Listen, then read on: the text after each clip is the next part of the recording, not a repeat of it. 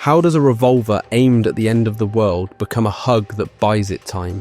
And what does a soldier's hunt for his child have to do with a soul split in two and a baby that isn't what it seems? We track Sam, Amelie/Bridget, Cliff, Fragile and Higgs because their bonds light every fuse. It all starts when Bridget Strand splits. During early life surgery, uterine cancer and a near-death moment separate her body from her soul. Her body remains in the world. Her soul drifts to a metaphysical shoreline called a beach. Quick primer, everyone has a beach. Think personal limbo between life and death. Bridget's beach is different. As an extinction entity, she can access others' beaches and perceive time outside normal flow. The crucial detail we need to remember is that this split weakens the barrier between worlds. Here's where it gets worse. Then comes the first spark. A C-section on a brain-dead mother fails, the infant dies, and a beach thing, BT, remains. BTs are stranded souls composed of death-side stuff. When matter meets antimatter, you get a void out, a crater-making annihilation event. The government calls it terrorism. Bridget knows better. The wall is thinning. Corallium, the death-side particle, starts appearing. Rain becomes timefall, aging whatever it touches. Not much left of me either. Got soaked from neck to toe. Society pulls back into bunkers and walled cities. Bridget founds bridges to research and contain this new reality. Enter BBS, bridge babies, infants carried by still mothers, brain-dead mothers, and housed in pods. Mechanically, BBS tune operators to the other side, letting them sense BTS. Ethically, their children turned into tools. Early tests go wrong, Manhattan is lost to a massive void out, so BB pods become standard to prevent direct exposure. Publicly, the program is shuttered. Secretly, it continues. Now, the family thread. Lisa and Cliff Unger. Cliff is a decorated soldier. Lisa is left brain dead after an accident. Bridges keeps their infant as a prime BB candidate. John, codenamed Die Hardman, serves Bridget but once served under Cliff. He breaks, warning Cliff that his son will be kept, not saved. Cliff kills life support for Lisa to spare her and attempts an escape with his child. And this is where they messed up. Bridget orders John to end it. The shot goes off. Cliff dies. Worse, the infant is fatally struck. Plot twist seed planted. Amelie, Bridget's soul on the beach, finds the dying child at the seam between worlds. She revives him and sends him back. That infant grows into Sam. Two things happen in that moment. First, Sam becomes a repatriate. When he dies, his soul traverses the seam, the ocean-like corridor to his beach, and returns to his body. Second, he manifests dooms, heightened sensitivity to the death side, nightmares of the coming extinction, and a bond with Amelie's beach. If we look closely at the text, this rescue doesn't just save a life, it tears the veil wider. BTS proliferate, timefall spreads, and chiral density rises. Bridget raises Sam, inventing a cover. Amelie is his sister, always seen as a projection because she's on the west coast. In truth, no one meets Amelie physically. They meet her car. The key takeaway here is that every later mission is already wired to this family secret. The Death Stranding isn't random. It's the fallout of a mother's choice, a soul's reach, and a child returned from the shore. Now, the road trip makes sense. On the surface, this is the courier fantasy. Head west, slot Cupids, bring cities back online, dodge BTs and bandits. Observation, the common narrative says reconnection equals recovery. Okay, but actually, every link is also a fuse. Each node Sam adds doesn't just share data, it pulls everyone's individual beaches closer to Amelie's. Rebuilding the UCA is also building the pathway for the last stranding. Amelie's expedition proves it. She leads a team west, recruiting outposts, promising a unified network. Meanwhile, a masked movement, Homo Demens, rises in the central region, preaching autonomy at weapons length. They frame Edge not as a hostage situation. Amelie captured, negotiations stalled, the West held ransom. Plot twist, you can't take a soul hostage on a beach. The real utility is the cover story. Keep Sam motivated, keep Bridges busy, and keep the network plan moving. Let's anchor terms as they hit the plot. The chiral network uses chiralium, the death side particle, to transmit data, matter, and even presence at near-instant speeds. High chiral density makes beach bleed-throughs more common. Storms, BT clusters, time distortions. The limiter on the Cupid is there to prevent overload. That limiter fails. Lock that detail for later. Now, Fragile. She's the counterpoint to isolation. A world-class porter with dooms and a unique gift. She can traverse her beach to jump vast distances. Fragile Express started as the rope in a field of sticks. Get people what they need. Keep them tethered. She takes on a charismatic partner, Higgs, who talks like a saviour and watches like a hawk. Together they make impossible runs. Then Higgs weaponizes her gift. Middle knot goes up first, a nuke hidden in cargo. Fragile as the unknowing courier. When she realizes a second nuke is sitting in South Knot, she tries to right it. Higgs corners her and gives the worst choice. Save yourself by warping away and doom the city, or run the bomb through Timefall and save the city at the cost of your body. She runs. The rain ages everything but her face. Her name becomes a public stain. The crucial detail we need to remember is her ethos survives. I fix things, I don't break them. That line will matter. That's right. I find and fix what's broken. And reconnect. I'm fragile. But not that fragile. Higgs ascends because Amelie empowers him. Evidence shows she gifts him a BB and amplifies his dooms. Suddenly he puppeteers BTs, calls down Timefall, and dresses his nihilism as destiny. He brands himself Herald, echoing extinction as inevitability and style. The internet got this one backwards. He's not the mastermind behind Amelie, he's the megaphone. His theatrics keep attention on the spectacle while the network quietly approaches completion. Before we see the network lock into place, we need to see what connection costs in human terms. Meanwhile, Sam's route threads through people who embody the costs of connection. Mama, real name Malingan, survives a terrorist attack mid-C-section. Her child dies and returns as a tethered BT. She stays literally bound by an umbilical cord, a living bridge between worlds. When Sam cuts that cord, Mama's heart fails, but her car fuses with her estranged twin, Lochner. Two sisters become one presence, proof that bonds can transform, not just sever. Lochner warns, unchecked chiral density risks cascade failure. Overconnect, and you might force another stranding. Then the battlefield loops hit. The first storm slams down. Sam jolts awake in a World War I trench, mud, mortar, and a man in camo moving like a ghost through smoke. Cliff is older, scarred, searching. He doesn't see Sam, he's hunting someone else. Seconds after Sam escapes, he's back in the real world. Almost no time lost. Observation says they're time travel set pieces. Insight, they're strand fields, fused beaches from mass death, shaped by Cliff's trauma and Sam's tether. Evidence, time barely passes outside. The soldiers behave like echoes. Cliff only wants the child, not carnage. If we look closely, his fixation isn't on victory, but reunion. He fights like a father, not a general.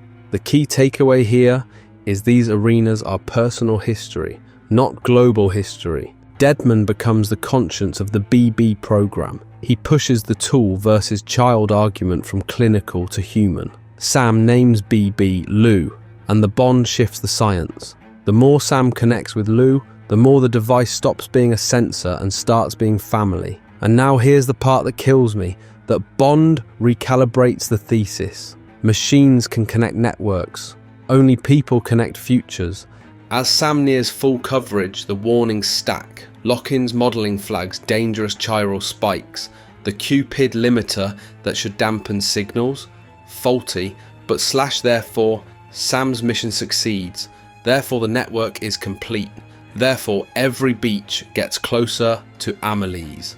The last Stranding machine is assembled. All it needs is a hand to press the button. On paper, this is the victory lap, a BT Kaiju, the masked herald, and a final sprint to the coast. Observation says classic Kojima finale. Now here's what's really happening. Every boss fight is a custody dispute over Amelie's role, over Lou's life, and over who gets to decide how the story of humanity ends. Portnot tees it up. Higgs rides a building-sized tar golem. Amelie embedded like a prize. Sam counters with blood-based weapons, the literal proof that life can push back the death side, and shatters Higgs's showpiece. The spectacle masks the move that matters. Fragile steps in. She's the only one who can bridge the gap to Amelie's beach. So she teleports Sam there for the reckoning Higgs actually wants. On the beach, the health bars drop in.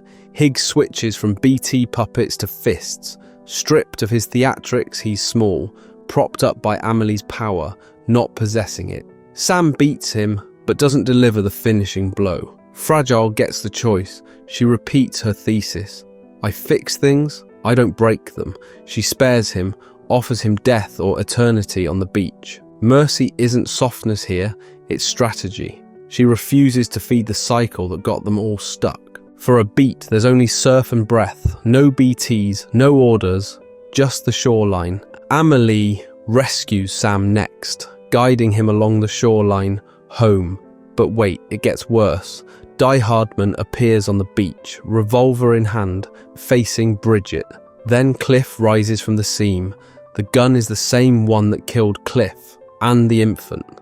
The real tea is Amelie shoves Sam away before Cliff can reach him. Protection, yes, but with strings. She still controls the board, deciding who meets whom and when. Sam wakes inland and treks back east. Therefore, one more storm, one more strand field. Vietnam this time. Cliff's hunt ends not in gunfire, but in recognition. He sees Sam, sees his son, and embraces him. Plot twist fully revealed. Cliff was never the villain of those war loops. He was a father trying to reclaim his child from a system that lied. The Skeel soldiers, the trenches, the jungle. They're not history lessons. They're memory architecture, built from loss. The hug dissolves the chase. Cliff lets go. Now the linchpin. Amelie equals Bridget. Heart and car, body and soul, one extinction entity split by surgery, tethered by destiny. No one met Amelie physically, because there was no separate body to meet. Bridget was the Ha that led the UCA.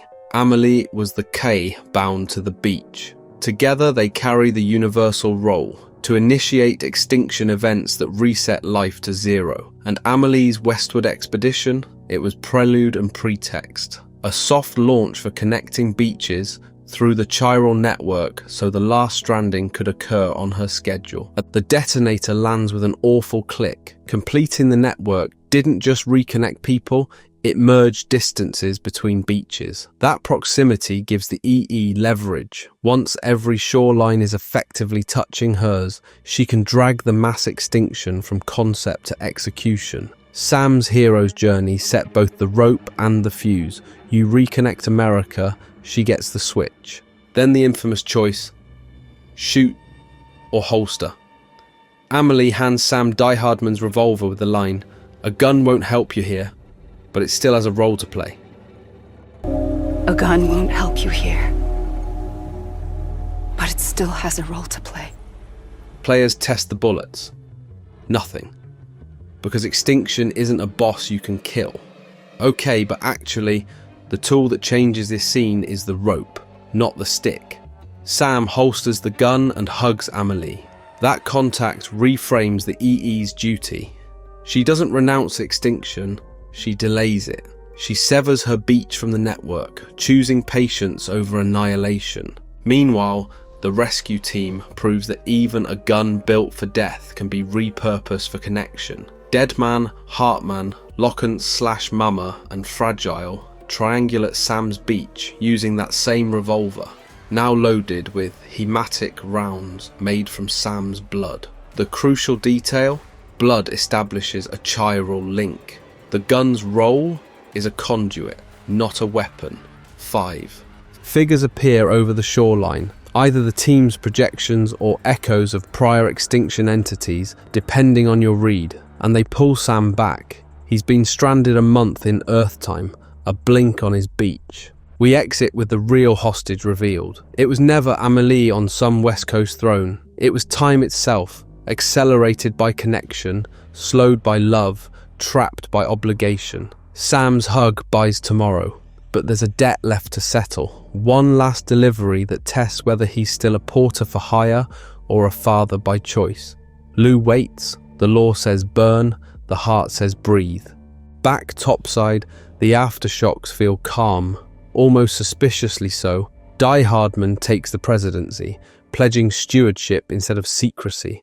Fragile Express is legitimized, a quiet reward for choosing ropes over sticks. Sam, though, is done with the grid. Deadman disables his cufflinks, no pings, no orders, no tether to the system that used him to lay a fuse. Then, the system comes asking anyway. Lou has expired. Protocol is simple and brutal. Burn all BBS before they necrotize and become BTS. Observation says the rule is safety. The thing nobody's mentioning is how rules preserve the lie. That BBS were tools, not children. Deadman bends as far as he dares. Off the record, he suggests a different path.